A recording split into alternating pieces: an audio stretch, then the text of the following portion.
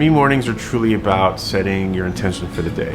Do the things that you need to take care of yourself so you feel energized, you feel awake, you feel nourished, and just truly set your pace for the rest of the day.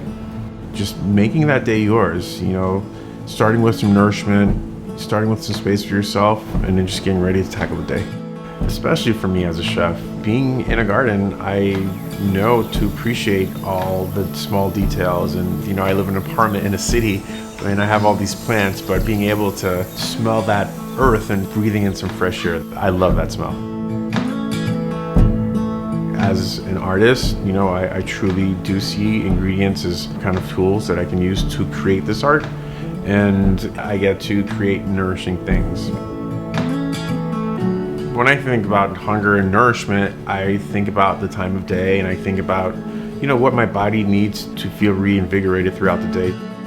Making food is definitely twofold. It's about nourishment, but also taking the time to create, because I truly believe the most nourishing ingredients that Mother Nature makes are definitely the most beautiful.